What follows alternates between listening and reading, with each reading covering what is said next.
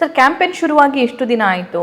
CM ಕೂಡ ಬಂದರು, DCM ಕೂಡ ಬಂದರು, ನೀವು ಸಮುದಾಯದ ಲೀಡರ್ಸ್ ಕೂಡ ಬಂದ್ರಿ, ಎಲ್ಲ ಸಮುದಾಯದ ಲೀಡರ್ಸ್ಗಳು ಕೂಡ ಬಂದು ಹೋದರು. ಬಟ್ ಜನರಲ್ಲಿ ಆಕ್ರೋಶ ಈಗಲೂ ಜೀವಂತವಾಗಿದೆಯಾ ಅಥವಾ ಕಮ್ಮಿ ಆಗಿದೆಯಾ? ನಿಮ್ಗೆ ಏನ್ ಅನ್ಸುತ್ತೆ? What is ground report? ಆಕ್ರೋಶ ಎಲ್ಲೂ ಇಲ್ಲ. ಅಂದ್ರೆ ನಮ್ಮವರಿಗೆ ಟಿಕೆಟ್ ಕೊಡ್ಲಿಲ್ಲ ಅನ್ನೋ ಅಸಮಾಧಾನ ಇತ್ತು, ಇರ್ಬೇಕಲ್ಲ.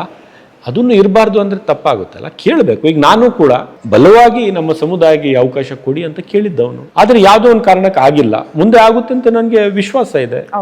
ಅಂದ್ರೆ ಒಂದು ಸೀಟ್ನ ಇಟ್ಕೊಂಡು ನಾವು ಇಡೀ ಇದೇ ಒಂದು ನಾವು ಮುಗ್ಸಕ್ಕಾಗುತ್ತಾ? ಅಧ್ಯಾಯವನ್ನು ಮುಗ್ಸಕ್ಕಾಗುತ್ತಾ? ಈಗ 10 ಜನ ನಾವು ಶಾಸಕರು ಇದೀವಲ್ಲ, ಇದೇ ಪಾರ್ಟಿಯಿಂದ ಇದ್ದೀವಿ. ಬಿಜೆಪಿಯವರು ಅಷ್ಟು ಕಾಳಜಿ ತೋರಿಸ್ತಾ ಇದಾರೆ. ಅಯ್ಯೋ ಅಲ್ಪಸಂಖ್ಯಾತರಿಗೆ ಬಹಳ ಅನ್ಯಾಯ ಆಯ್ತು ಅಂತ ಬಿಜೆಪಿಯ ನಾಯಕರು ಮಾತಾಡ್ತಿರ್ತಾರೆ. ನೋಡಿದೆ, ಕೊಡ್ಬೇಕಾಗಿತ್ತು ನೀವೇ ದಾವಣಗೆರೆ ದಕ್ಷಿಣದಲ್ಲಿ. ಅಹಿಂದದವ್ರು ಕೊಟ್ಟಿದಾರಲ್ಲ ಅವರು. ಇಲ್ಲ, ಅಲ್ಪಸಂಖ್ಯಾತರ ಬಗ್ಗೆ ಅವ್ರು ಹೇಳ್ತಾ ಇದಾರಲ್ಲ ವಿಶೇಷವಾಗಿ. ಮೊನ್ನೆವರೆಗೂ ನಮ್ಮೆಲ್ಲ ವಿಷಾಕಾರ ಅವರು. ಈಗ ಅಲ್ಪಸಂಖ್ಯಾತರಿಗೆ ಕಾಂಗ್ರೆಸ್ ಇಂದ ಬಹಳ ಅನ್ಯಾಯ ಆಯ್ತು ಅಂದ್ರೆ ಸ್ವಾಮಿ ನೀವೇ ಕೊಟ್ಬಿಡ್ಬೇಕಿತ್ತು. ನೀವೇ ನ್ಯಾಷನಲ್ ಪಾರ್ಟಿ. 224 ಒಂದು ಸೀಟ್ ಕೊಡೋದಿಲ್ಲ, 543 ಒಂದು ಸೀಟ್ ಕೊಡೋದಿಲ್ಲ. ಇಡೀ ಕ್ಯಾಬಿನೆಟ್ ಅಲ್ಲಿ ಒಂದು ನ್ಯಾಷನಲ್ ಲೆವೆಲ್ ಅಲ್ಲಿ ಒಂದು ನರೇಂದ್ರ ಮೋದಿ ಕ್ಯಾಬಿನೆಟ್ ಅಲ್ಲಿ ಒಂದು ಅಲ್ಪಸಂಖ್ಯಾತರು ಇಲ್ಲ. ನೀವೇ ಕೊಡ್ಬೋದಿತ್ತಲ್ಲ ಒಂದು ದಾವಣಗೆರೆ ದಕ್ಷಿಣದಲ್ಲಿ, ಅಲ್ವಾ? ಮತ್ತೆ ನೀವು ಕೊಡದೇ ಇರೋರು, ನೀವು ದ್ವೇಷಿಸೋರು, ನಿಮ್ಗೆ ಯಾವ ನೈತಿಕತೆ ಇದೆ ಇದ್ರ ಬಗ್ಗೆ ಮಾತನಾಡಕ್ಕೆ? ಸುಮ್ಮನೆ ಬೆಂಕಿಯಲ್ಲಿ ಇನ್ನೂ ಸ್ವಲ್ಪ ಒಂದು ತುಪ್ಪ ಹಾಕ್ಬೇಕಂತೂ ಬಿಜೆಪಿಯವರು ಇದು ಕೆಲಸ ಮಾಡ್ತಾ ಇದ್ದಾರೆ. ಅವ್ರಿಗೆ ಒಂದು ಒಳ್ಳೇದೇನು ಅಂದ್ರೆ ನೈಜ ಇಶ್ಯೂ ಬಗ್ಗೆ ಏನು ಚರ್ಚೆ ಆಗಬಾರ್ದು.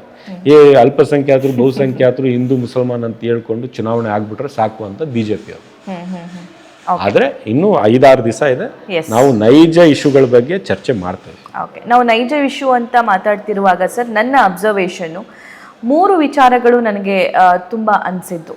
ಒಂದು, ನಾನು ಜನರ ಹತ್ರ, ಲೀಡರ್ಸ್ಗಳ ಹತ್ರ ಅಲ್ಲ ನಾನು ಹೇಳ್ತಾ ಇರೋದು, ಲಿಟ್ರಲಿ ಜನರ ಹತ್ರ ಹೋಗಿ ಮಾತಾಡಿಸಿದಾಗ ಈ ಸಮುದಾಯಕ್ಕೆ ಅವಕಾಶ ಮಾಡಿಕೊಡ್ಬೇಕಾಗಿತ್ತು ಅನ್ನೋದು, ಅದ್ರ ಬಗ್ಗೆ ನೀವು ಕ್ಲಾರಿಫಿಕೇಶನ್ ಕೊಟ್ರಿ. And second thing is, Davanagere north develop ಆದಂಗೆ ದಾವಣಗೆರೆ ಸೌತಲ್ಲಿ ಅಷ್ಟೊಂದು ಡೆವಲಪ್ಮೆಂಟ್ ಇಲ್ಲ ಅನ್ನುವಂತಹ ಚರ್ಚೆಗಳು ಕೂಡ ಆಗ್ತಾ ಇದೆ. ಇದಕ್ಕೆ ಸಂಬಂಧಪಟ್ಟಂಗೆ ಏನು ಹೇಳ್ತೀರಿ?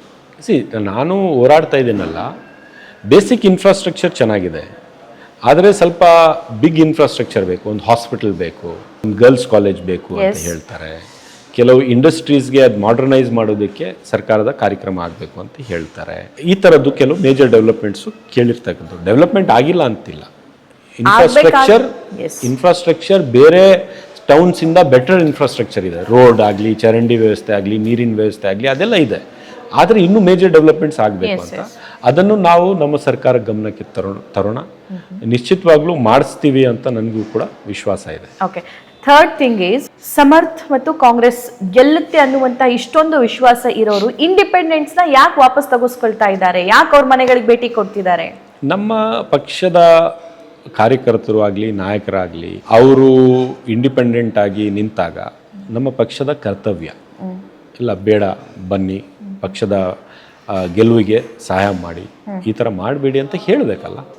ಇಲ್ಲಾಂದರೆ ನಮ್ಮ ಅಷ್ಟು ದುರಂಕಾರನ ನಮಗೆ ಎಂದೂ ಅಧಿಕಾರದಾಗಲಿ ಅಥವಾ ನಾವು ದೊಡ್ಡ ನ್ಯಾಷನಲ್ ಪಾರ್ಟಿ ಅಂತಾಗಲಿ ಅಥವಾ ನಮ್ಮ ಹತ್ರ ಯಾವುದೂ ಇಲ್ಲ. ಹೋಗಿ ಅಪೀಲ್ ಮಾಡ್ಕೊಳ್ತಕ್ಕಂಥದ್ದು ನಮ್ಮ ಕರ್ತವ್ಯ. ಅವ್ರು ವಿಡ್ರಾ ಮಾಡೋದು, ಸ್ಪರ್ಧಿಸೋದು ಅವರ ಹಕ್ಕದು. ಆದರೆ ನಾವು ವಿನಮ್ರತೆಯಿಂದ ಕೇಳ್ಕೋಬೇಕಲ್ಲ, ಕೇಳ್ಕೊಂಡಿದ್ದೀವಿ. ಮತ್ತೆ ಜನರಿಗೂ ವಿನಮ್ರತೆಯಿಂದ ಕೈ ಮುಗ್ದು ಮತ ಹಾಕಿ ಅಂತ ಕೇಳ್ಕೊತಾ ಇದ್ದೀವಿ. ನಮಗೆ ಯಾವುದು ಕಾನ್ಫಿಡೆನ್ಸು, ಓವರ್ ಕಾನ್ಫಿಡೆನ್ಸ್ ಅಂತ ಇಲ್ವೇ ಇಲ್ಲ. ಪ್ರಜಾಪ್ರಭುತ್ವದಲ್ಲಿ ಯಾರು ಮತ ಹಾಕೋರೋ ಅವ್ರದ್ದೇ ಎಲ್ಲ ಅಧಿಕಾರ, ಅವರೇ ಮಾಲೀಕರು, ನಾವೆಲ್ಲರೂ ಅವರ ಕೆಲಸ ಮಾಡೋರು. ಸೊ ಆ ಭಾವನೆ ಇಟ್ಕೊಂಡು ನಾವು ಹೋಗ್ತಾ ಇದ್ದೀವಿ. ನನ್ನ ಲಾಸ್ಟ್ 2 ಪ್ರಶ್ನೆ ಸರ್. ಒಂದು ಪ್ರಶ್ನೆ ಏನು ಅಂತಂದ್ರೆ, ಈ ಸಲ ನಾವು ದಾವಣಗೆರೆ ದಕ್ಷಿಣ ಬಿಟ್ಟು ಕೊಟ್ರೆ ಇನ್ನು 15-20 ವರ್ಷ ನಾವು ಕೇಳಂಗಿಲ್ಲ ಅಂತ ಪರಿಸ್ಥಿತಿ ಬರುತ್ತೆ ಅಂತ ಮಾತಾಡ್ತಿದ್ದಾರೆ, ಅನಲೈಸ್ ಕೂಡ ಮಾಡ್ತಿದ್ದಾರೆ. ಅಲ್ಲ, ತಪ್ಪು. ಈಗ ನಿಮಗೆ ಗೊತ್ತಿರ್ಬೋದು, ಈಗ ಪಾರ್ಲಿಮೆಂಟಲ್ಲಿ ಚರ್ಚೆ ನಡೀತಾ ಇದೆ, ಅಮೆಂಡ್ಮೆಂಟ್ ತರಕ್ಕೆ ಹೊರಟಿದ್ದಾರೆ ನರೇಂದ್ರ ಮೋದಿಯವರು. ಡಿಲಿಮಿಟೇಷನ್ ಈಗಲೇ ತುರಂತವಾಗಿ ಮಾಡಬೇಕು ಅಂತ, ಕ್ಷೇತ್ರ ಮರು ವಿಂಗಡಣೆ ಪ್ರಕ್ರಿಯೆ ಈಗ ಶುರು ಮಾಡಬೇಕು ಅಂತ. ಈಗ ಅಮೆಂಡ್ಮೆಂಟ್ ಈ ತಿಂಗಳಲ್ಲಿ ಆಗ್ಬಿಟ್ರೆ 28ಕ್ಕೆ ಹೊಸ ಕ್ಷೇತ್ರ ಆಗೋಗುತ್ತೆ. ನಿಶ್ಚಿತವಾಗ್ಲೂ ಅವಾಗ 2 ಕ್ಷೇತ್ರ ಆಗ್ಬೋದು, ಒಂದು ಎಕ್ಸ್ಟ್ರಾ ಕ್ಷೇತ್ರ ಆಗುತ್ತೆ. ಅಲ್ಪಸಂಖ್ಯಾತರಿಗೂ ಅವಕಾಶ ಸಿಗುತ್ತೆ, ಎಲ್ಲ ಸಮುದಾಯಗಳಿಗೂ ಅವಕಾಶ ಸಿಗುತ್ತೆ.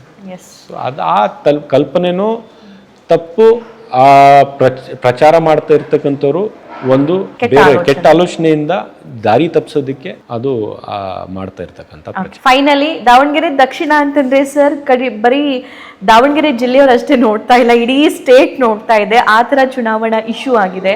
ಒಂದು ವೋಟರ್ಸಿಗೆ ಮತ್ತೊಂದು ಸ್ಟೇಟ್ ಜನರಿಗೆ ಏನ್ ಹೇಳ್ತೀರಿ? ನಾನು ಇಷ್ಟೇ ಕೇಳ್ಕೊತೀನಿ ರಾಜ್ಯದ ಜನರಿಗೆ, ಯಾರಿಗೂ ಓಟ್ ಹಾಕಿದ್ರು ಸಮಾಜ ಕಟ್ಟೋರ್ಗೆ ಓಟ್ ಹಾಕಿ, ಬೇರೆ ಬೇರೆ ಮಾಡೋರ್ಗೆ ಓಟ್ ಹಾಕ್ಬೇಡಿ. ಇದರಿಂದ ಲಾಭ ಯಾರ್ದೂ ಆಗೋದಿಲ್ಲ. ನಮ್ಮ ರಾಜಕಾರಣಕ್ಕೋಸ್ಕರ ನಾವು ಸಮಾಜಕ್ಕೆ ಬೆಂಕಿ ಇಟ್ಟವ್ರಿಗೆ ನಾವು ಏನಾದರೂ ಅವಕಾಶ ಮಾಡಿಕೊಟ್ರೆ ಅವ್ರು ಬಂದು ಬೆಂಕಿ ಇಡುವಾಗ ಮುಗ್ಧ ಜನರಿಗೆ ಆಗುವ ತೊಂದರೆಗೆ ನಾವೇ ಹೊಣೆ ಅಂತ ನಾನು ಹೇಳಕ್ಕೆ ಬಯಸ್ತೇನೆ.